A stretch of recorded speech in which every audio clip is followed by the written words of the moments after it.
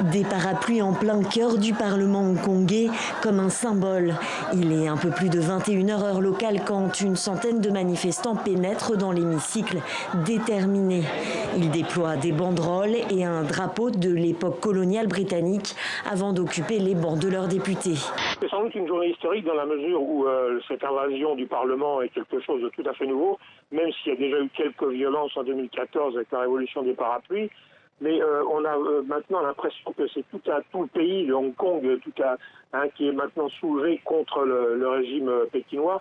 Ce scénario prévoyait que le successeur de Jean-Claude Juncker à la tête de la Commission européenne serait le néerlandais social-démocrate Frans Timmermans, un scénario qui a été aussitôt torpillé à la fois par les pays de l'Est, également par l'Italie, mais surtout par le PPE.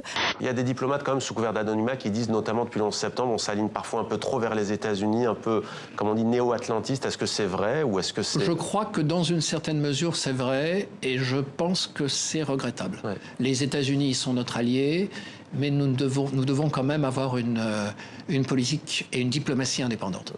Ses partisans l'attendent pour la voir seulement quelques secondes, symbole de l'impact que son initiative a eu à travers le monde. Cet après-midi, Carola Rackete a été transférée en Sicile pour être présentée à un juge chargé de valider son arrestation. C'est l'héritage de la femme soudanaise que de participer à la vie de la cité, d'être au premier rang pendant les revendications. Nous avons toujours été considérées comme des femmes combattantes. En réalité, le Japon n'a jamais cessé de chasser la baleine. Il contournait les interdictions internationales avec des expéditions scientifiques dans le Pacifique Nord ou l'Antarctique. Et la chair de ces baleines harponnées pour la recherche se retrouvait parfois sur les étals des marchés. Pavel Durov, il se cache, il répond pas aux interviews. Et c'est quelqu'un qui, depuis qu'il est tout petit, rêve de devenir une personne puissante qui va inquiéter les autorités. Quand on entend ça y est, on a envie d'y aller là, on a envie de faire danser, non? C'est quoi? On a juste envie de jouer ce soir. Ouais, c'est clair. Envie de jouer, ouais. C'est quoi le feeling quand on est derrière ces consoles et tout ça là?